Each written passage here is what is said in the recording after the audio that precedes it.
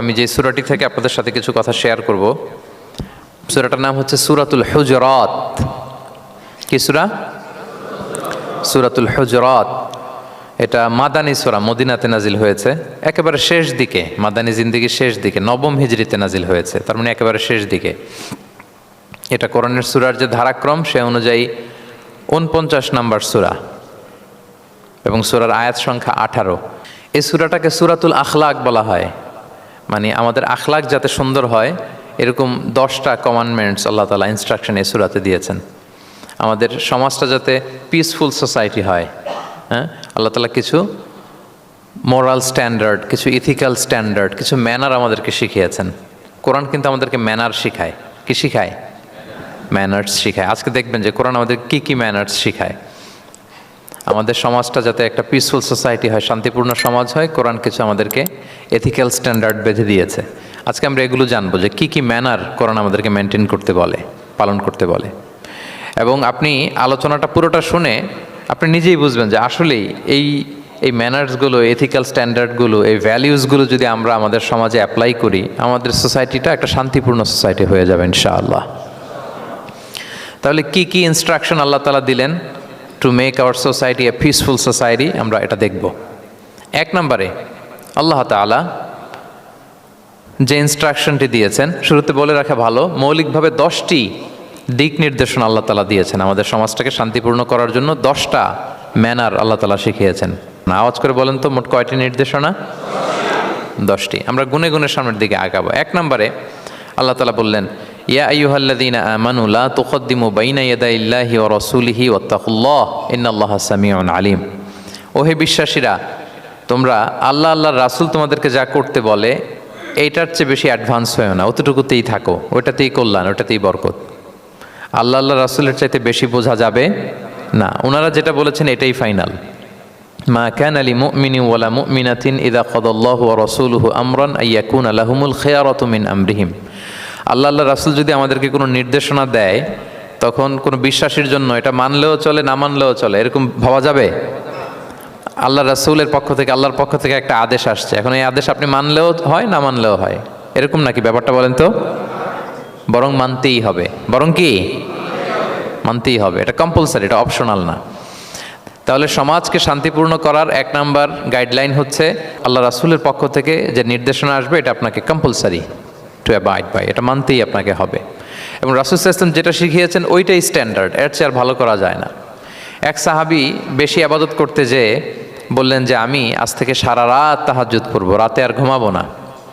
আরেক সাহাবী বললেন আমি সারা বছর রোজা রাখবো, আমি আর রোজা ভাঙবো না। আরেক সাহাবী বলে আমি আমার স্ত্রীদের কাছে যাব না, আমি সন্ন্যাসী জীবনযাপন করব। তো রাসূল সাল্লাল্লাহু আলাইহি ওয়াসাল্লাম শুনে অপছন্দ করলেন, বললেন তোমরা নাকি এমন এমন বলেছো, আমি তো বিশ্বনবী রাহমাতাল লিল আলামিন, আল্লাহর হাবিব, আমি তো কোনো দিন রোজা রাখি, আবার কোনো দিন রাখি না। সোম বৃহস্পতিবারে রাখি, অন্যান্য দিন তো রাখি না। আবার রাতে আমি ঘুমাই, আবার তাহাজ্জুদও পড়ি, আবার আমি স্ত্রীদের সাথেও মেলামেশা করি। তো আমার এই ব্যালেন্স লাইফ লিড করেও তো আমি আল্লাহর শ্রেষ্ঠ হতে আমার কোনো সমস্যা হয় নাই, তোমাদের কি সমস্যা হলো? সুবহানাল্লাহ। দেখেন, ইসলাম খুব ব্যালেন্সড অ্যাপ্রোচে বিশ্বাস করে, ভারসাম্যপূর্ণ জীবন বিধান। তার মানে রাসূল সাল্লাল্লাহু আলাইহি ওয়াসাল্লাম যেটা শিখিয়েছেন ওইটাই স্ট্যান্ডার্ড। আপনি কি রাসূল সাল্লাল্লাহু আলাইহি ওয়াসাল্লামের চেয়ে বেশি মুত্তাকি হতে পারবেন? বুঝে থাকলে আওয়াজ করে বলুন, আল্লাহ রাসূলের চেয়ে বেশি বুজুর্গ হওয়া সম্ভব? মুত্তাকি হওয়া সম্ভব? আল্লাহওয়ালা হওয়া সম্ভব? তিনি যেটা শিখিয়েছেন ওইটাই স্ট্যান্ডার্ড। তাহলে প্রথম দিক নির্দেশনা হচ্ছে আল্লাহ রাসূলের চেয়ে বেশি বোঝা চলবে। ওনারা যে নির্দেশনা দিয়েছেন সেটা মানলেই জীবনের সুখ, সেটা মানলেই কি 1 নম্বর গাইডলাইন। সমাজ যদি শান্তিপূর্ণ সমাজ আমরা পেতে চাই, পিসফুল সোসাইটি যদি পেতে চাই। 2 নম্বর গাইডলাইন হচ্ছে আল্লাহ তাআলা বলছেন, ইয়া আইয়ুহাল্লাযীনা আমানু লা তারফাউ আসওয়াতাকুম ফাওকা সাওতিন নাবী ওয়া লা তাজহারু লাহু বিল কওলি কাজাহরি বা'দিকুম লিবা'দিন আন তাহবাতা আ'মালুকুম ওয়া আনতুম লা তাশউরুন। ওহে বিশ্বাসীরা, নবীর কণ্ঠের চাইতে তোমাদের কণ্ঠকে উঁচু করো না। খবরদার, যদি করো, নিজেরা নিজেদের সাথে যেভাবে কথা বলো, নবীর সাথে যদি এভাবে কথা বলো, তাহলে তোমাদের সব আমলগুলোকে বাতিল করে দিবে কে? এই আয়াত নাজিলের একটা প্রেক্ষাপট আছে। বনু তামিম গোত্রের লিডার কে হবে এটা নিয়ে ডিসকাশন হচ্ছিল। তো আবু বকর রাদিয়াল্লাহু তাআলা আনহু বললেন আমি চাই উনি হোক লিডার। ওমরে ফারুক বলে না না না, উনি না, আপনি বুঝতে পারেন নাই, আমি চাই ইনি হোক। আবু বকর বলে, ওমর তুমি ঠিক বলো না, আমি বললে তুমি খুলে উল্টাটা বলো, উনি হলে ভালো হয়। ওমরে ফারুক বলে, না না না উনি না, উনি হলে। এই যে উনি উনি করে দুইজন তর্ক বিতর্ক করতে করতে ওনাদের কণ্ঠটা রাসূল সাল্লাল্লাহু আলাইহি ওয়াসাল্লামের কণ্ঠের চাইতে একটু উঁচু হয়ে গেল, যেটা দেখতে অনেকটা অশোভন ছিল, সুন্দর দেখাচ্ছিল না। তো রাসূল সাল্লাল্লাহু আলাইহি ওয়াসাল্লাম সামনে বসা, ওনার সামনে উঁচু গলা করে কেউ কথা বলবে, এটা আল্লাহ বরদাশত করলেন না। আরশের উপর থেকে আল্লাহ তাআলা আয়াত নাজিল করলেন, লা তারফাউ আসওয়াতাকুম ফাওকা সাওতিন নবী, খবরদার নবীর কণ্ঠের চাইতে যেন তোমাদের কণ্ঠ উঁচু হয়ে না যায়।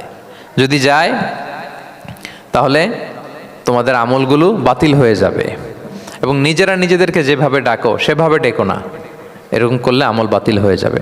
তো আল্লাহ তাআলা এখানে আদব শিক্ষা দিলেন যে রাসূল সাল্লাল্লাহু আলাইহি ওয়াসাল্লামের সামনে কথা বলতে গেলে খুব ভদ্র ভাষায় কথা বলতে হবে, শালীন ভাষায় কথা বলতে হবে। মজার ব্যাপার হচ্ছে, আপনারা জানেন কিনা জানি না, যারা হজ উমরা করেছেন আপনারা দেখবেন যে রাসূল সাল্লাল্লাহু আলাইহি ওয়াসাল্লামের পবিত্র কবরের উপর এই আয়াতটা এখনও লেখা আছে যে লা তারফাউ আসওয়াতাকুম ফাওকা সাওতিন নবী, নবীর কণ্ঠের চাইতে যেন কণ্ঠ উঁচু হয়ে না যায়।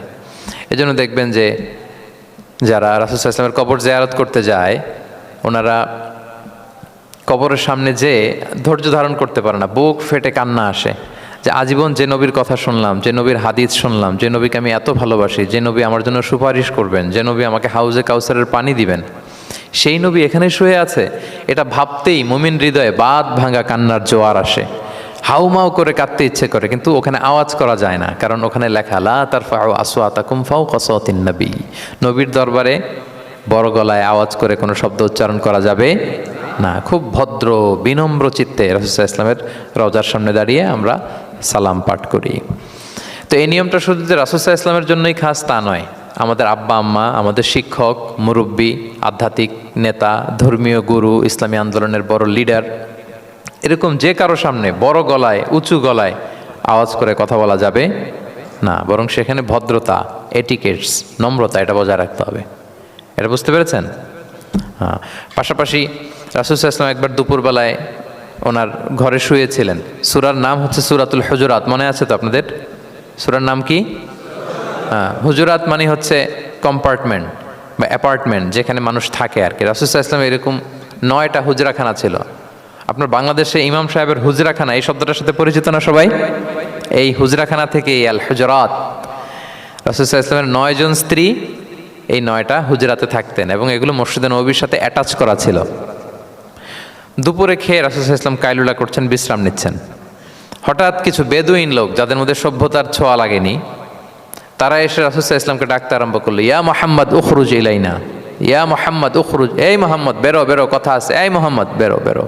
মানে কেমন যেন বন্ধুরে ডাকতেছে, মনে হচ্ছে বন্ধুকে ডাকতেছে। আল্লাহ তাআলা এটা বরদাস্ত করলেন না, বললেন খবরদার, নিজেরা নিজেদেরকে যেমনে ডাকো, নবীকে যদি অমনে ডাকো, তোমার ইমান আমল সব বাতিল হয়ে যাবে, খবরদার, সব বাতিল হয়ে যাবে। বরং ওনাকে যখন সম্বোধন করবে তখন ডাক দিবে খুব ভদ্র ভাষায়, বলতে হবে ইয়া নবী আল্লাহ, ইয়া রসুল আল্লাহ, ইয়া হাবিব আল্লাহ, এরকম ভদ্রোচিতভাবে রাসূল সাল্লাল্লাহু আলাইহি ওয়াসাল্লামকে ডাকতে হবে। তাহলে রাসূলের সামনে কণ্ঠ উঁচু করার কারণে আল্লাহ তাআলা এই আয়াত নাজিল করলেন, এবং এই আয়াত নাজিলের পরে ওমরে ফারুক রাদিয়াল্লাহু তাআলা আনহু এত ভয় পেলেন। এরপরে রাসূল সাল্লাল্লাহু আলাইহি ওয়াসাল্লামের সামনে কথা বলতে গেলে উনি এত আস্তে কথা বলতেন, ওই যে বেশি জোরে যদি কথা বলে তাহলে আমার সব আমল বাতিল হয়ে যাবে, এত আস্তে বলতেন। রাসূল সাল্লাল্লাহু আলাইহি ওয়াসাল্লাম জিজ্ঞেস করা লাগতো, ওমর কি বললে, আবার বলো তো, একটু জোরে বলো ওমর, আরেকটু জোরে বলো, আরেকটু জোরে বলো। সুবহানাল্লাহ।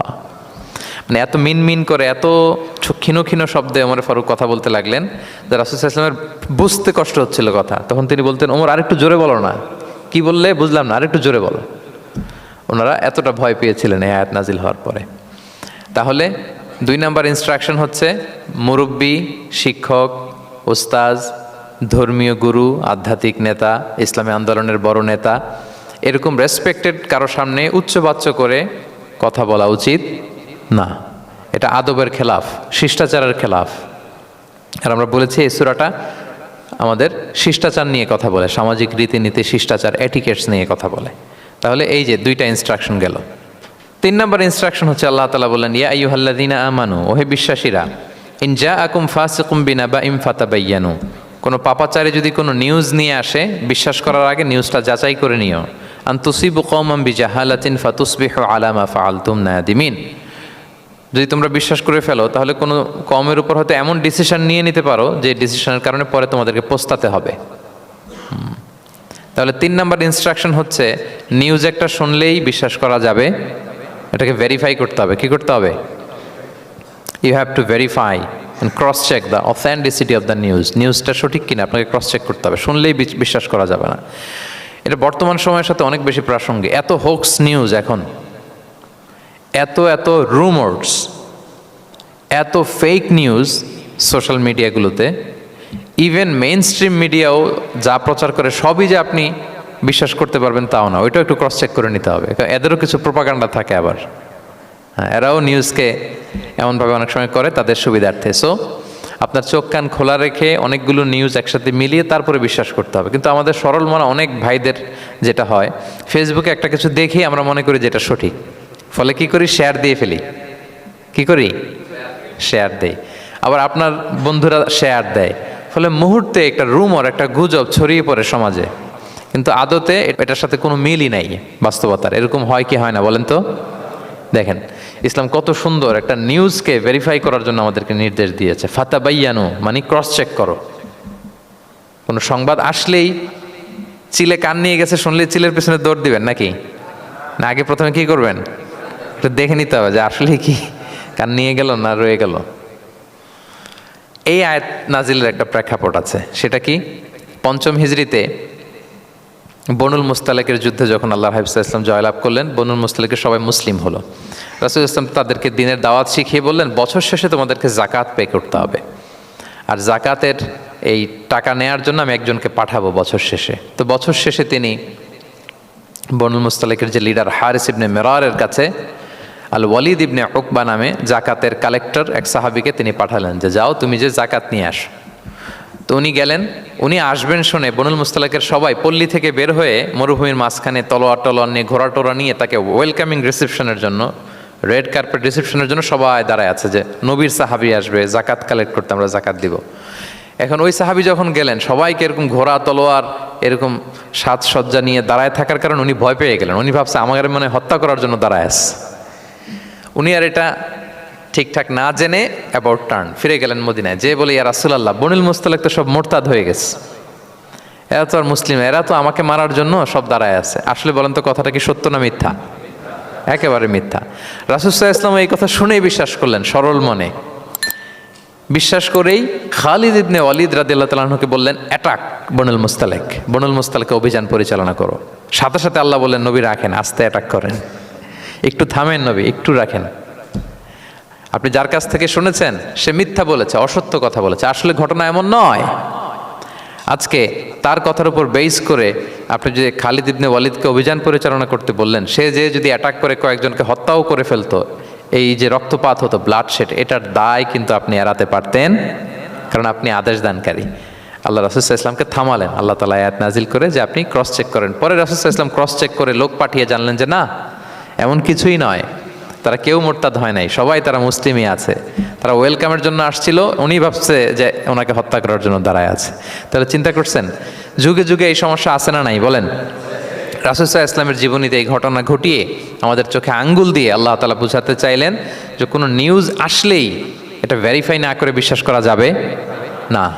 যত মেইন স্ট্রিম মিডিয়া হোক, ওটা শুনলে আপনি আরও আপনার সোর্স থেকে আপনি একটু জানবেন, এরপরে আপনি বিশ্বাস করবেন। নাকি বিশ্বাস না করে শেয়ার দিবেন? আপনি কি জানেন যে একটা কথা শুনেই ক্রস চেক না করে অ্যাকশনে যাওয়াতে কত পরিবার ভেঙে যায়, কত সম্পর্ক ভেঙে যায়? আমাদের মধ্যে প্রবণতা আছে। আপনার ছেলের ব্যাপারে একজন একটা কথা বললো, এসে ছেলের মারপিট, জিজ্ঞেসও করেন না এটা।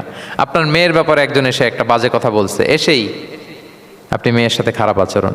আপনার ওয়াইফের ব্যাপারে একজন বললো আর কি যে ভাই আপনি এখানে, ভাবিকে তো দেখলাম ওইখানে আরেকজনের সাথে,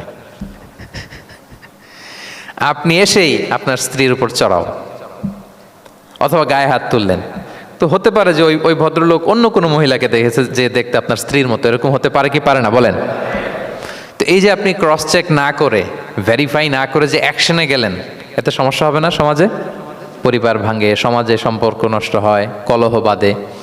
এই জন্য আল্লাহ তাআলা বলেন যে সোসাইটিটাকে যদি পিসফুল করতে চাও, ইযা জাআকুম ফাসিকুম বিনাবাইন ফাতাবায়ানু, নিউজ আসলেই বিশ্বাস করো না। You have to cross-check, you have to justify, and you have to verify the news. মনে থাকবে? তাহলে আজকে থেকে ফেসবুকে একটা পেলে আমরা কি করব? শেয়ার দিয়ে দিব। কি শেয়ার দিবেন না? কি করব? যাচাই বাছাই করব, ক্রস চেক করব। এখন অবশ্য ক্রস চেক করার জন্য কিছু কিছু প্ল্যাটফর্ম বেরিয়েছে, তারা অবশ্য যেগুলো খুব বেশি ছড়িয়ে পড়ে নিউজ, সেগুলো যদি ভুল হয় তারা ক্রস চেক করে তারা সামাজিক সচেতনতা তৈরি করে। তো আমরা প্রত্যেকেই দায়িত্বশীল হলে এই গুজবগুলো স্প্রেড করা থেকে আমরা বিরত থাকতে পারি। নিউজ শুনলেই আমরা এখন বিশ্বাস করবো না, আগে ক্রস চেক করে নেব, তা না হলে আমরা বিপদে পড়তে পারি। কি বলেন? এমন কোনো কাজ করে ফেলতে পারি যেটার কারণে পরে লজ্জিত হব। তো আমরা আগে থেকেই সাবধান হয়ে যাই।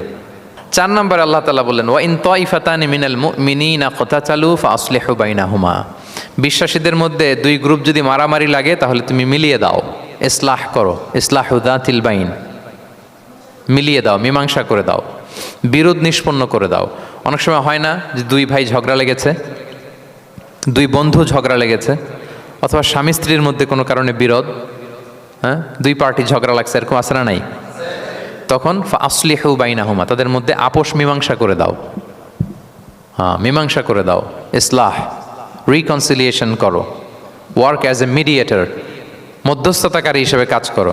তো আমরা সমাজে কি করি দেখেন তো, একটু মিলিয়ে নেন। 2 জন ঝগড়া লাগছে, আমরা কি করি? কি করেন? আরো লাগিয়ে দেন, সর্বনাশ। তাই তো আপনাদের ওয়াজি করতেছি আমি না, তাদেরকে আরো ঝগড়ায় মাতিয়ে তোলা যাবে না, লাগিয়ে দেওয়া যাবে না, বরং ঝগড়া থামিয়ে দিতে হবে। কি করতে হবে? কয়েক জায়গায় কৌশল করে মিথ্যা বলা জায়েজ, সহিহ হাদিসে এসছে। এর মধ্যে একটা আছে, 2 জন মানুষের মধ্যে সম্পর্ক নষ্ট, তাদের সম্পর্ক জোড়া লাগিয়ে দেওয়ার জন্য আপনি কৌশল করে মিথ্যা বলতে পারেন।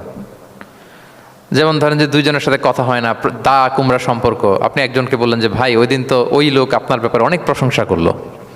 সে তো শুনে অবাক হবে, কিরে আমার প্রশংসা কি বললো, এমন এমন বললো। তো এটা শুনে ওই লোকের ব্যাপারে তার মনটা একটু নরম হবে। আবার তাকে বললেন যে উনি তো আপনার ব্যাপারে এরকম একটা পজিটিভ কমেন্ট করলো, সেও অবাক হবে, তাই নাকি, তার সাথে আমি এত ভুল বোঝাবুঝি, আসলে লোকটা তো তাইলে ভালো। এই যে 2 জনকে আপনি এমন কিছু কথা কৌশল করে বললেন, ফলে তাদের মধ্যে একটা হৃদ্যতা তৈরি হবে। হঠাৎ দেখবেন যে একজন আরেকজনকে দেখে সালাম দিয়ে কথা বলে, কোলাকুলি করে, সেই আগের যেই শত্রুতা সব নিমেষে শেষ হয়ে গেছে। ঠিক কিনা বলেন? এই যে মধ্যস্থতাকারী আপনি হলেন, এজন্য আল্লাহ তাআলা আপনাকে সওয়াব দিবেন। তাহলে বিবাদমান 2 গ্রুপ দেখলে আমরা আজ থেকে আরো ঝগড়া লাগিয়ে দিব না মিলিয়ে দিব? রাসূল সাল্লাল্লাহু আলাইহি ওয়াসাল্লাম বলেন, আলা উখবিরুকুম বিআফদালা দারাজাতিন মিন সাদাকাতি ওয়াস সিয়ামি ওয়াস সালাহ। নামাজ, রোজা, সাদাকা, এর চেয়ে একটা বড় মর্তবার ভালো কাজ আছে, সেটা কি আমি তোমাদের বলবো না? সাহাবারা বলেন। আল্লাহ রাসূল সাল্লাল্লাহু আলাইহি ওয়াসাল্লাম বলেন, সেটা হচ্ছে ইসলাহু যাতিল বাইন, 2 পক্ষকে মিলিয়ে দেয়া, বিবাদমান 2 গোষ্ঠীকে কি করা? মিলিয়ে দেয়া। এটা নামাজ, রোজা, সাদাকা, এর চেয়েও বেশি সওয়াবের কাজ। দেখেন আমরা ইসলামটা বোঝার ক্ষেত্রে আমাদের কত ল্যাকিংস। আমরা মনে করি শুধু লম্বা দাড়ি রাখলাম, তাসবিহ একটা নিলাম, আর জিকির করতেছি দিন রাত এক করে, এরপরে নামাজ পড়তে পড়তে কপালে দাগ ফেলে, এই বোধহয় ভালো কাজ, এই সব ভালো আমি করে ফেললাম। কিন্তু দেখেন রাসূল ইসলাম বলেছে না, সমাজে বিবাদমান 2টা গ্রুপকে যদি মিলিয়ে দাও, এটা নামাজ, রোজা, সাদাকার চেয়ে বেশি সওয়াব তুমি পাবে। তাহলে এখন থেকে যদি আমরা বিবাদ দেখি কি করব? মিলিয়ে দিব। কখনো আমরা ঝগড়া আরো বাড়িয়ে দিব না। আগুন যদি লাগে সেখানে পানি ঢালবো নাকি তেল ঢালবেন? কি ঢালবেন? অনেকে কি ঢালে? আরো দাউ দাউ করে জ্বালাতে চায় না, না এটা করা যাবে না, বরং আমরা মিলিয়ে দিব ইনশাআল্লাহ। বলেন সবাই। আল্লাহর হাবিব সাল্লাল্লাহু আলাইহি ওয়াসাল্লাম তিনি এই কাজটা করতেন। মক্কা থেকে মদিনায় গেলেন, মদিনায় আউস খাজরাজ 2টা গোত্র, বছরের পর বছর যুদ্ধ, উনি যেই মিলিয়ে দিলেন। রাসূল সাল্লাল্লাহু আলাইহি ওয়াসাল্লাম এই যে সংলাপ, তারপর রিকনসিলিয়েশন, মিডিয়েশন, মধ্যস্থতা, এগুলোতে এক্সপার্ট ছিলেন। যে যুদ্ধ থামে না, এই যুদ্ধ মিলিয়ে দিলেন। কত প্রাণ গেল এই যুদ্ধে, কিন্তু রাসূল সাল্লাল্লাহু আলাইহি ওয়াসাল্লাম যেই আউস খাজরাজ এখন ভাই ভাই হয়ে গেছে, ভাই ভাই করে দিলেন, ভ্রাতৃত্বের বন্ধনে ওনাদেরকে আবদ্ধ করে দিলেন আল্লাহর হাবিব সাল্লাল্লাহু আলাইহি ওয়াসাল্লাম। এবং সহিহ বুখারীতে একটা বাব আছে, বাবের শিরোনাম হচ্ছে বাবু কওলুল ইমাম ইযহাবু বিনা নুসলিহ বাইনাকুম, মানে আমাকে নিয়ে চলো আমি মিলিয়ে দিব। এটা ছিল রাসূল সাল্লাল্লাহু আলাইহি ওয়াসাল্লামের বিখ্যাত বাণী। ঝগড়া একটা লাগছে, রাসূল সাল্লাল্লাহু আলাইহি ওয়াসাল্লাম বলতেন, আরে আমি আছি না, আমাকে নিয়ে যাও, আমি মিলাই দেবো। কোথাও কিছু হয়েছে, আমাকে নিয়ে যাও, আমি তো আছি, মিলাই দেবো। রাসূল সাল্লাল্লাহু আলাইহি ওয়াসাল্লাম এসেছেনই মানুষকে মিলানোর জন্য। গড়ার জন্য এসেছেন, ভাঙার জন্য নয়। তাহলে 4 নাম্বার যেটা আমরা জানলাম যে বিবাদমান দুই পক্ষকে আমরা কি করব, মনে থাকবে? এই যে আমি শুরুতে বলেছিলাম যে একটা শান্তিপূর্ণ সমাজ যদি আপনি গড়তে চান তাহলে এই 10টা ইনস্ট্রাকশনের কোনো বিকল্প নাই। এখানে সোশ্যাল নর্মস, কিছু মোরালিটি, কিছু ভ্যালিউজ, বিশেষ করে ম্যানার্স আমাদেরকে শিখিয়েছেন আল্লাহ তাআলা। তাহলে 4টা জানলাম, কয়টা? 5 নাম্বার আল্লাহ বলেন, ইয়া আইয়ুহাল্লাযীনা আমানু লা ইয়াসখার কওমুন মিন কওম আসা আন ইয়াকুনু খায়রাম মিনহুম। ওহে বিশ্বাসীরা, তোমরা একে অপরকে তুচ্ছ তাচ্ছিল্য করো না, হাসি ঠাট্টা করো না, কাউকে সুখরিয়া মানে কাউকে তুচ্ছ করা, কাউকে নিয়ে ব্যঙ্গ করা, হাসি তামাশা করা, এটা করো না, এটা কবিরা গুনাহ। মানে এমন কোনো কথা বলো না যাতে তোমার ভাইয়ের মনে কষ্ট হয়, এরকম কিছু বলা যাবে না। আমরা অনেক সময় এটা করে ফেলি, এমন কথা বলি যেটাতে আরেক ভাই বা আরেক বোন কষ্ট পায়। আমরা খুব সিম্পলি বলি, কিন্তু এটা কবিরা গুনাহ। এটা কি? বিশেষ করে তার আকৃতি নিয়ে আপনি কিছু বলতে পারবেন না, এটা বড় কবিরা গুনাহ। এটাকে বডি শেমিং বলে। কি বলে?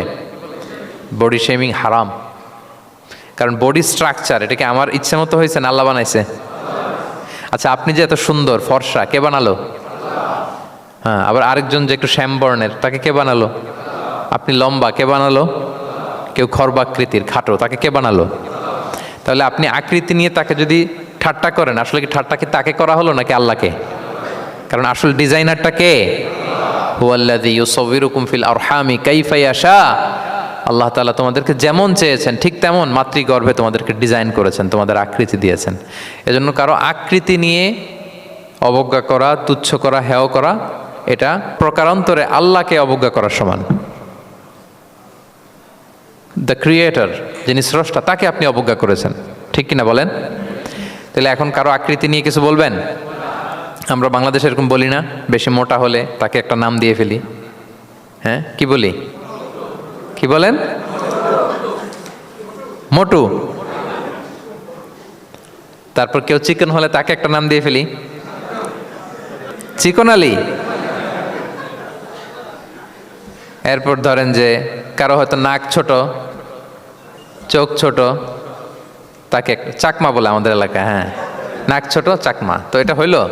তো সে কি নিজে তার নাককে এরকম বানাইছে? এরকম নানা ধরনের আকৃতির অনেক কিছু হতে পারে। এই যে বডি শেমিং, এটা হারাম। এটা কি? এবং জরিপে এসেছে অনেক বাচ্চারা স্কুলে যেতে চায় না তার দেহের বিভিন্ন আকৃতি নিয়ে, তার বন্ধুরা তাকে টিস করার কারণে। খুব মোটা সে, তাকে নিয়ে তার ফ্রেন্ডরা এমন কথা বলে, সে আর স্কুলে যাওয়ার প্রতি আগ্রহ ফিরে পায় না। তো এটা কত বড় সামাজিক সমস্যা আপনি খেয়াল করেছেন? হ্যাঁ, কখনো কারো আকৃতি নিয়ে কোনো কমেন্টস করা যাবে? কারণ আকৃতিটা দিয়েছে কে? এটা খবরদার, এটা বড় কবিরা গুনাহ। আব্দুল্লাহ ইবনে মাসউদ রাদিয়াল্লাহু তাআলা আনহু, এই সাহাবী, ওনার পা দুইটা ছিল চিকন পা। উনি একবার আরাক গাছের চূড়ায় উঠেছেন, মেসোয়াকের ডাল ভেঙে মেসোয়াক করবেন। বাতাসের ঝাপটা, ওনার লুঙ্গিটা একটু সরে গিয়েছে, পা দুইটা দেখা গিয়েছে। তো এত চিকন পা দেখে সাহাবারা সবাই হাসতেছে নিচে। রাসূল ইসলাম বললেন, ব্যাপার কি, তোমরা হাসো কেন? বলে যে ইবনে মাসউদের পাগুলো দেখে দেখেনি রাসূল কত চিকন পা, হাসতেছে। রাসূল ইসলাম রাগান্বিত হলেন, বললেন, ওই সত্তার শপথ যার হাতে আমার আত্মা, ওই আল্লাহর কসম করে আমি বলি, লাহুমা আসকালু ফিল মিজান মিন উহুদ। এই পা দুটো মিজানের পাল্লায় রাখা হলে কিয়ামতের দিন উহুদ পাহাড়ের চেয়ে বেশি ভারী হয়ে যাবে। তার মানে এত সম্মান ইবনে মাসউদের, সম্মান আল্লাহর কাছে, কল্পনা করেন, উহুদ পাহাড়ের চেয়ে বেশি ভারী হয়ে যাবে। কিন্তু আমরা অনেক সময় এই মানুষের আকৃতি নিয়ে তুচ্ছ তাচ্ছিল্য করি। রাসূল সাল্লাল্লাহু আলাইহি ওয়াসাল্লামের একজন স্ত্রী ছিল, নাম সফিয়া। কি নাম? সফিয়া বিনতে হুয়াই ইবনুল আখতাব। উনি আকৃতিতে কিছুটা খাটো ছিলেন এবং একটু স্থূলাকৃতির ছিলেন। তো এটাকে একটু ইঙ্গিত করে আম্মাজান আয়েশা রাদিয়াল্লাহু তাআলা আনহা একবার একটা শব্দ ব্যবহার করেছেন, মানে শব্দ দিয়ে কৌশলে বুঝিয়েছেন, তানি কসিরা, মানে আপনার সেই খাটো স্ত্রী সফিয়া। নারীদের মধ্যে এটা থাকে স্বাভাবিক, মানবীয় কারণে। একাধিক স্ত্রী হলে মানবীয় কারণে একটু জেলাসি বা একটু কিছু বিষয় থাকে, এটা থেকে মানুষ বেরোতে পারে না, এবং সেটা নবীদের স্ত্রীরাও সেটা থেকে বেরোয়া সম্ভব ছিল না। তো কথা বলতে বলতে এমন একটা শব্দ বললেন যেটা দিয়ে সফিয়া রাদিয়াল্লাহু তাআলা আনহাকে বুঝালেন যে আপনার অমুক স্ত্রী, মানে তিনি আকৃতিতে কিছুটা খাটো এবং কিছুটা স্থূলাকৃতির। এই শব্দটা রাসূল ইসলাম পছন্দ করলেন না, বললেন, আয়েশা, এটা তুমি কি বললে? আয়েশা তুমি কি জানো, লাকুত কুলতি কালিমা, তুমি এমন একটা শব্দ বলেছ সফিয়ার ব্যাপারে, লাউ মুজিজাত বিমা ইল বাহরিলা মাজহাজাতহু, এই শব্দটা যদি নীল সাগরে ছেড়ে দেয়া হয় তাহলে এই শব্দের পঙ্কিলতার কারণে নীল সাগরের পানি মুহূর্তেই কালো হয়ে যাবে। আর এরকম শব্দ যেন আমি না শুনি। আমরা যেন আয়েশা রাদিয়াল্লাহু আনহা সচেতন হয়ে গেলেন, আর কখনো এরকম বলেননি। দেখেন রাসূল ইসলাম কখনো এই বডি শেমিংকে স্পেস দিতেন না, কখনো না।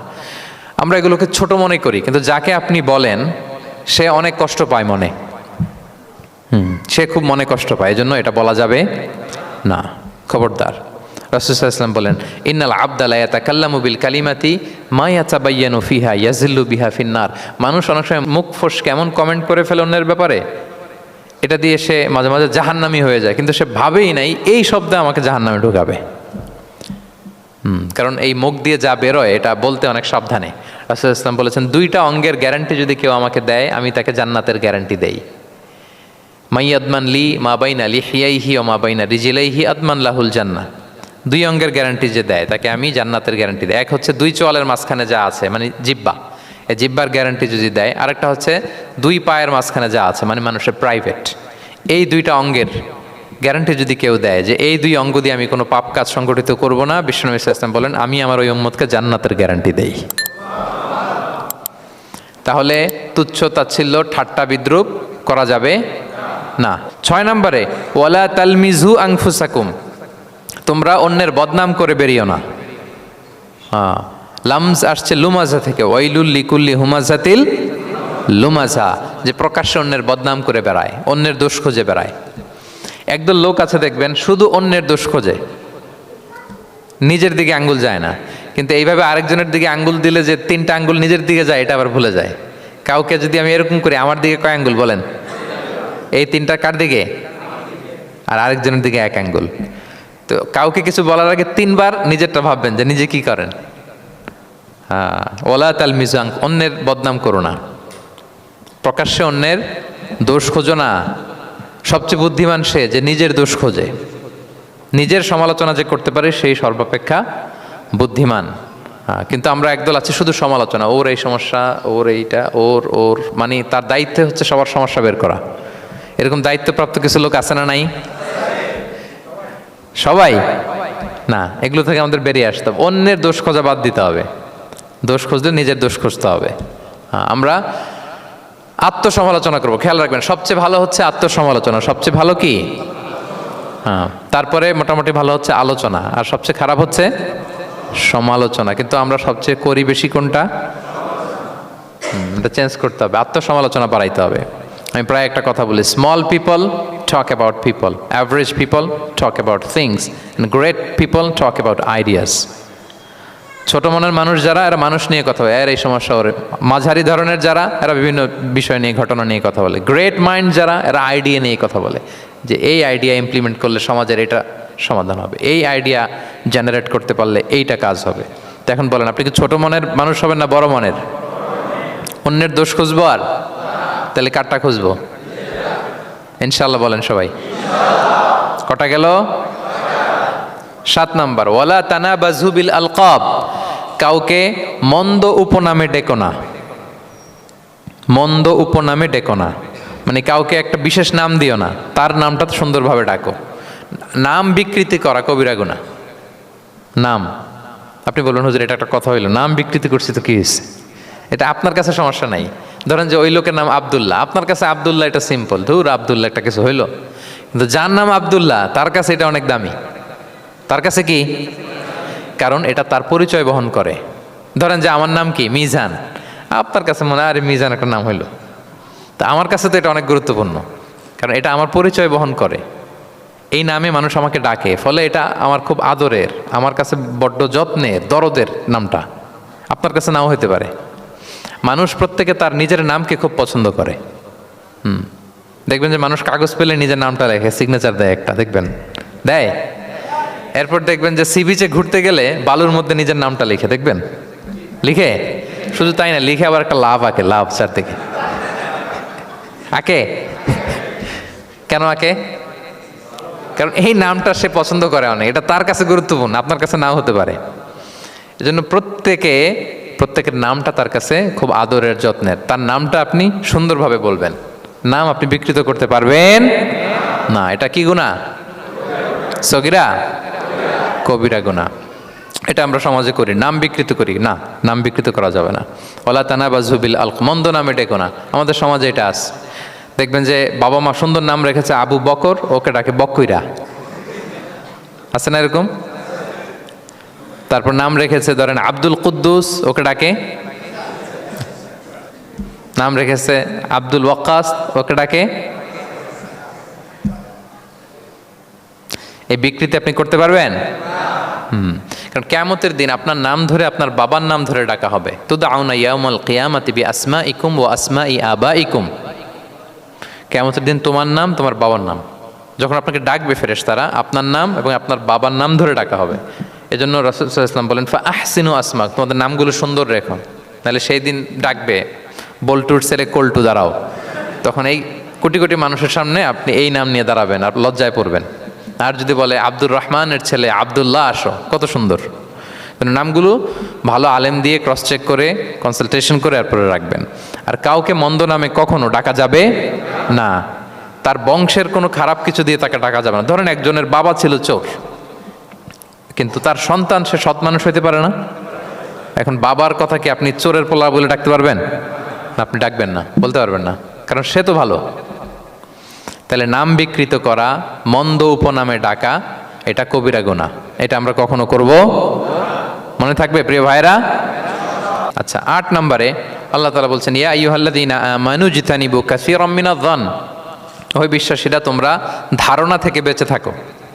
ইন্না বা'দা-যন্নি ইসমুন, কিছু কিছু ধারণা আছে এটা পাপ। ধারণা, অ্যাজাম্পশন করে কথা বলা নিষেধ। ধারণার উপর বেস করে কথা বলা যাবে। অনেকে ধারণার উপর কথা বলে, বেশিরভাগ ধারণাই মিথ্যা হয়। ধারণার বেশিরভাগ কি হয়? সো আপনি ধারণা, বেসড অন ধারণা আপনি কোনো কথা বলতে পারবেন, মানে যেটাকে আমরা বাংলায় বলি আন্দাজে কথা বলা। বাংলা আমরা কি বলি? আন্দাজে আপনি কিছু বলতে পারবেন না, আপনাকে নিশ্চিত হইতে হবে। আমরা খালি চোখে যা দেখি, বাস্তবে ওই ঘটনা নাও হতে পারে এরকম। হোয়াট এভার উই সি, এটা রিয়েল সিনারি নাও হতে পারে, কিন্তু ভেতরে হয়তো এমন কিছু একটা আছে যেটা আমরা জানি না। এজন্য ধারণা করে কথা বলা নিষেধ ইসলামে। ওয়া ইন্না যন্না লা ইউগনি মিনাল হাক্কি শাইআ, আল্লাহ বলেন ধারণা কখনো সত্যের বিকল্প হতে পারে না। আপনাকে সত্যটা জেনে বলতে হবে, আপনি ধারণার উপর কিছু বলতে। আমরা এরকম সমাজে অনেক করি, অনেক আপনি পাবেন। দেখবেন যে ধরেন যে আপনাকে আপনার এক বন্ধু দেখলো, রিক্সা দিয়ে যাচ্ছেন, আপনার পাশে এক নারী বসা, তো সে অনেক কিছু খারাপ ধারণা করতে পারে। এরকম হয় না সমাজে? তেমন হতে পারে যে আপনি আপনার ছোট বোনকে নিয়ে বেরিয়েছেন, হতে পারে না? কিন্তু আপনি তো একটা ধারণা করে ফেললেন অন্য কিছু। বা আপনার ভাগ্নিকে নিয়ে বের হয়েছেন, আপনার খালাকে, আপন খালাকে নিয়ে বেরিয়েছেন কোনো কাজে, ডাক্তারের কাছে বা কিছু একটা হতে পারে। কিন্তু তাকে দেখেই আমি এদিক সেদিক বলতে আরম্ভ করলাম যে ওকে তো দেখছি এরকম এরকম এরকম, আছে না নাই? আমাদের সমাজে আমি দেখেছি যে কারো যদি ঠোঁট কালো হয় তো মানুষ ধারণা করে নেই লোকটা মনে হয় সিগারেট খায়। কিন্তু সিগারেট সেবন করা ছাড়াও কারো ঠোঁট কালো হতে পারে কি পারে না বলেন? এই যে এগুলো সমাজে প্রচলিত। বিয়ে করার পর পর ইমিডিয়েট যদি কেউ একটা গাড়ি কিনে বা হুন্ডা কিনে, এটা কি বলে বলেন তো? এই বোধহয় শ্বশুর বাড়ি থেকে যৌতুক নিয়ে আসছে। দেখছেন, এরকম ভুরি ভুরি আপনি সমাজে পাবেন যে আন্দাজে, ধারণার উপরে আমরা অনেক কথা বলে ফেলি, কিন্তু নিশ্চিত না হয়ে আপনি কোনো কমেন্টসে যেতে পারবেন না, এটা একেবারে নিষেধ। 9 নম্বরে আল্লাহ বললেন, ওয়ালা তাজাসসু, গোয়েন্দাগিরি করো না, স্পাইগিরি করো না, অন্যের ব্যক্তিগত বিষয় নিয়ে খোটাখুটি করো না। এরকম স্বভাব আমাদের অনেকের আছে না নাই? তো অনেকে দেখবেন যে অনেকের প্রাইভেট বিষয় নিয়ে খোঁচাখুচি করতে সে বড্ড মজা পায়, আছে এরকম? এটা হারাম। আওয়াজ করে বলুন, এটা কি? ওয়ালা তাজাসসু, গোয়েন্দাগিরি করো না। Everyone has personal space and no one should interfere someone's personal space. কেউ কারো পার্সোনাল স্পেসে ইন্টারফেয়ার করা যাবে না। প্রত্যেকের একটা প্রাইভেট এরিয়া আছে, প্রাইভেসি আছে। দেখেন ইসলাম প্রাইভেসিকে কত গুরুত্ব দেয়। প্রত্যেকের প্রাইভেসিকে ইসলাম কত গুরুত্ব দেয়। কারো প্রাইভেসির মধ্যে ইন্টারফেয়ার করা এটা ইসলাম পছন্দ করে না। এজন্য খবরদার, কারো ব্যক্তিগত কোনো ইস্যু নিয়ে আমরা নাক গলাতে পারবো না। কারো মোবাইল ধরে মোবাইলের গ্যালারি চেক করা, কারো ইনবক্স চেক করা, কাউকে না বলে কারো চিঠি পড়ে ফেলা, উকি মারা, আড়ি পাতা, এগুলো হারাম। এগুলো কি? তো এরকম স্বভাব আমাদের আছে না নাই? আড়ি পেতে শুনতে চাই, উকি মারি, তারপর সে কি করে দেখি তার প্রাইভেট মুহূর্তে, তারপর তার মোবাইল চেক করি, তার গ্যালারি চেক করি, তার ইনবক্স চেক করি। এই দায়িত্ব ইসলাম আমাদেরকে দেয়।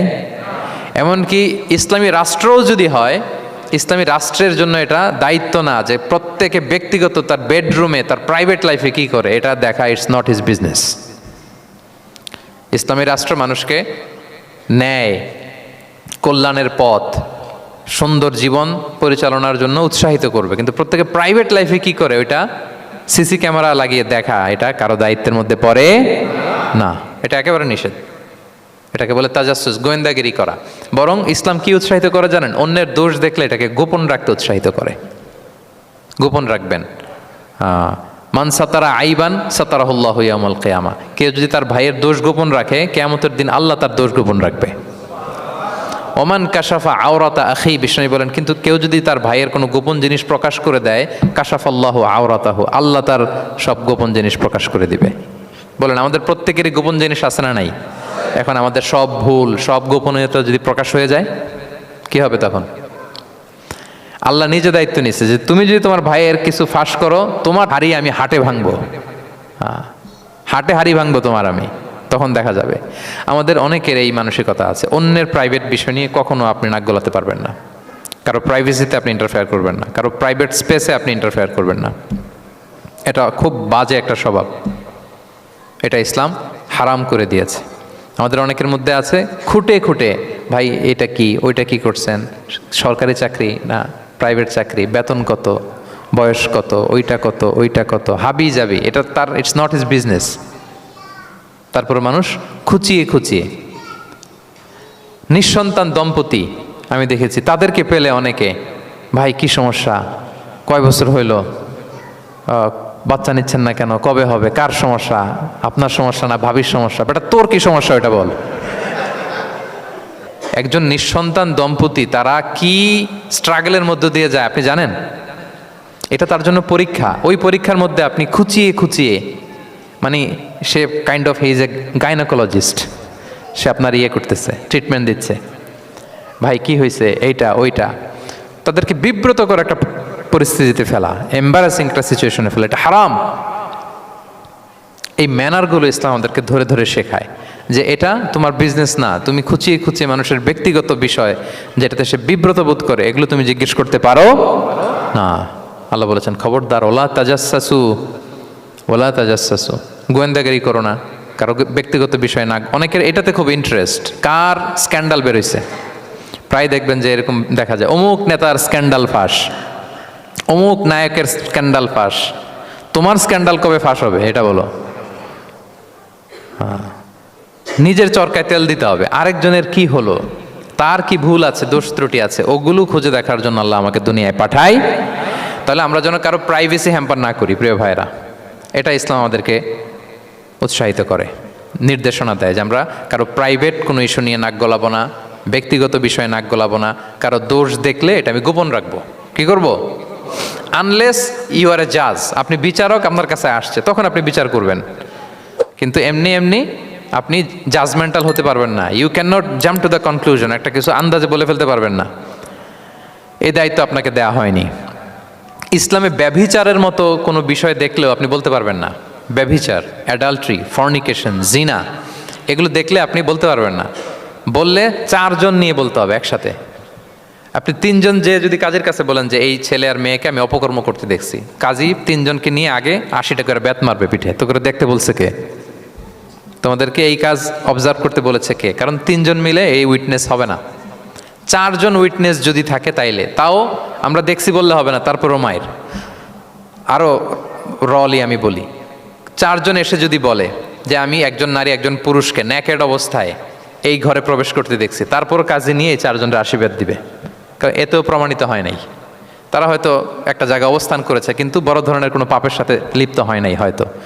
তার মানে একেবারে চাক্ষুষ, তাও নারী দিয়ে এই উইটনেস হবে না, 4 জন পুরুষ এই পাপ কাজের চাক্ষুষ সাক্ষী ছিল।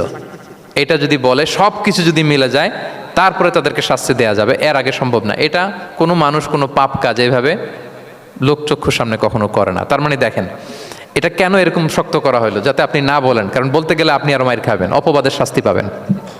হ্যাঁ, ইফকের শাস্তি। ইসলাম কিভাবে মানুষের প্রাইভেসিকে হেফাজত করে।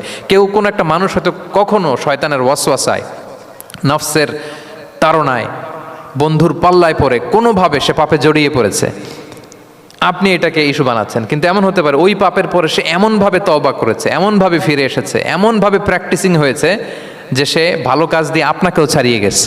আপনি আটকায় যাবেন কিন্তু কিয়ামতের দিন ও আটকাবে না। এরকম হতে পারে কি পারে না? তো ওর পিছনে লাগছেন কেন আপনি? আপনি আপনার ইস্যু দেখেন, আপনি কতটা প্র্যাকটিসিং হতে পেরেছেন, আপনি কতটা শুদ্ধাচার আনতে পেরেছেন আপনার জীবনে, সেটা দেখতে হবে। এজন্য খবরদার, ওয়ালা তাজাসসু, গোয়েন্দাগিরি করো না, কারো প্রাইভেট বিষয় নিয়ে নাক গলাতে যেও না। সুবহানাল্লাহ, হোয়াট এ রিলিজিয়ান! কত সুন্দর আমাদের ধর্ম, হাউ লাকি উই আর! আমরা কত ভাগ্যবান যে আল্লাহ তাআলা এই ধর্ম আমাদেরকে দিয়েছেন, এমন বিধান আমাদের জন্য প্রেসক্রাইব করেছেন যেগুলো মানলে আমাদের সমাজটা একটা জান্নাতের বাগান হয়ে যাবে। তাহলে 9 নম্বর ছিল ওয়ালা তাজাসসু, গোয়েন্দাগিরি করুন। আজকে থেকে করবেন? কারো মোবাইল ধরবেন, আর গ্যালারি দেখবেন, কারে কি মেসেজ করছিল পড়তে যাবেন, গোপনে তার ড্রয়ার খুলে তার চিঠি পড়বেন, আড়ি পাতবেন, উকি মারবেন, কারো গোপন বিষয় নিয়ে ইন্টারেস্ট দেখাবেন? কথা বলেন না, দেখাবেন? এগুলো নিয়ে কোনো ইন্টারেস্ট আমরা দেখাতে পারবো না। গোয়েন্দাগিরি আমাদেরকে বাদ দিতে হবে। আল্লাহ আমাদেরকে বোঝার তৌফিক দান করুক। কয়টা গেল? আরেকটা, লাস্ট নাম্বার। আল্লাহ বলেন, সর্বশেষ আল্লাহ বলেন, ওয়ালা ইয়াগতাব বা'দুকুম বা'দা, একে অপরের পরনিন্দা চগলখুরি করো না। ইয়াগতাব মানে গীবা, গীবত করো না। আইয়ুহিব্বু আহাদুকুম আন ইয়াকুলা লাহমা আখিহি মাইতান ফাকারিহতুম, তোমরা কি চাও যে তোমরা তোমাদের মৃত ভাইয়ের গোশত ভক্ষণ করবে? মানে যে ব্যক্তি গীবত করে সে যেন তার মৃত মরা ভাইয়ের পচা গোশত খায়। গীবত করা, গীবত কাকে বলে? রাসূল সাল্লাল্লাহু আলাইহি ওয়াসাল্লাম বলেন, গীবত হচ্ছে যিকরুকা আখাকা বিমা ইয়াকরাহু, তোমার ভাইয়ের অনুপস্থিতিতে তোমার ভাই সম্পর্কে এমন কিছু বলা যেটা শুনলে সে অপছন্দ করে, এমন কিছু বলা যেটা শোনা সে পছন্দ করে না। তো এক সাহাবী বলেন, ইয়া রাসূলুল্লাহ আফারাআইতা ইন কানা ফি মা আকুল, হে আল্লাহর রাসূল, আমার ভাইয়ের মধ্যে যদি আসলেই সেই সমস্যাটা থাকে তাইলেও কি গীবত হবে? রাসূল সাল্লাল্লাহু আলাইহি ওয়াসাল্লাম বললেন, আরে তাইলেই তো গীবত হবে। ওই দোষ যদি থাকে, ওটা তার অনুপস্থিতি যদি বলে বেড়াও তাইলেই তো গীবত হবে। আর ওই দোষ যদি না থাকে তাহলে তো অপবাদ হবে, এটা তো আরো বড় গুনাহ, ওটা তো বহতান। তাহলে এই গীবা ইংরেজিতে বলে ব্যাক বাইটিং। ইংরেজিতে কি বলে? এই ব্যাক বাইটিং, চগলখুরি বা পরনিন্দা, আরবিতে বলে গীবাত। এই গীবত আমরা করব না। কারো কিছু বলা থাকলে আপনি তাকে সরাসরি নাসিহাত করুন। আর দিন ওয়ান নাসিহা, দিন হচ্ছে উপদেশ দেয়া, শুভকামনা করা, তার প্রতি শুভকামনা করে আপনি তাকে বুঝান, সে হয়তো বুঝবে। কিন্তু আপনি তার অনুপস্থিতিতে তার নামে বাজে কথা, মন্দ কথা বলতে পারবেন, এটা অনেক বড় পাপ। একজনের ব্যাপারে আরেকজনের কান ভারী করা, ওর কথা ওর কাছে, ওর কথা ওর করে, এরকম করে সমাজের মধ্যে একটা গিরিঙ্গি লাগায়, আছে না নেই? এটা হারাম। রাসূল সাল্লাল্লাহু আলাইহি ওয়াসাল্লাম বলেন, মেরাজের রাত্রে আমি দেখেছি কিছু লোক লাহুম আদফার মিন নুহাস, তাদের নখগুলো তামা দিয়ে তৈরি, নখর ধারালো, ইয়াখদাশুনা বিহা উজুহাহুম ওয়া সুদুরাহুম, তারা তাদের নিজের নখ দিয়ে নিজের গালের গোশত, বুকের গোশতগুলো টেনে টেনে ছিটছে। রাসূল সাল্লাল্লাহু আলাইহি ওয়াসাল্লাম জিবরাইল ইসলামকে বললেন, মানহুম ইয়া জিবরিল, জিবরিল কারা এরা, এত বড় শাস্তি? জিবরাইল ইসলাম বললেন, হুম আহলুল গীবা মিন উম্মাতিক, এরা হচ্ছে আপনার উম্মতের মধ্য থেকে তারা যারা গীবত করে। তারা কি করে? তাহলে এই গীবতের সাথে আমাদের কোনো সম্পর্ক, এটা থেকে আমাদেরকে বেঁচে থাকতে হবে, এটা করা যাবে না। আমরা অনেকে হালাল ওয়েতে গীবত করি। এইভাবে কিভাবে করে আমি বলি আপনাদের, এইভাবে শুরু করে, এইভাবে কি বলবো ভাই, বললে তো গীবত হয়ে যায়, তারপরও না বললেই না, একটু বলি। শুরুতে কি বললে তো, দেখছেন কিভাবে হালাল করে, বললে তো গীবত হয়ে যায়, এইভাবে স্টার্ট করে। বললে যদি গীবত হয়ে যায় এটা বলা যাবে? আওয়াজ করে বলেন, যেটা বললে গীবত হয়ে যাবে এটা বলা যাবে না। এই অভ্যাসগুলো থেকে আমরা আস্তে আস্তে ফিরে আসবো, ওগুলো আমরা আর বলবো। তাহলে মোট 10টা, কয়টা? এই 10টা যদি আমরা মেনে চলি, সমাজে আর কোনো অশান্তি থাকবে? বিশৃঙ্খলা থাকবে? হানাহানি, মারামারি? সমাজটা একটা শান্তির সমাজ হবে, পিসফুল সমাজ হবে। এই জন্য এই সূরাটাকে বলা হয় সামাজিক রীতিনীতির সূরা। সোশ্যাল এটিকেটস, সামাজিক রীতিনীতি আল্লাহ শিখিয়েছেন, আমাদেরকে ম্যানার শিখিয়েছেন। আজকে বাড়িতে যে সূরাতুল হুজরাতটা পড়বেন, যাদের কাছে আমার এক নজরে কোরআন আছে আগে ওইটা থেকে দেখবেন, এরপর কোনো তাফসির থেকে বঙ্গানুবাদ থেকে বঙ্গানুবাদ দেখবেন, তাফসির পড়বেন, দেখবেন যে ক্লিয়ার হয়ে যাবে। এরপর নিজেই আপনার ফ্যামিলিকে নিয়ে আপনি তালিম দিবেন এই সূরাটার উপর। পারা যাবে তো? দেখবেন যে সমাজটা শান্তিপূর্ণ হয়ে যাবে। আল্লাহ তাআলা আমাদের সমাজকে শান্তিপূর্ণ করুক, আমাদের পরিবারগুলোকে জান্নাতি পরিবার করুক।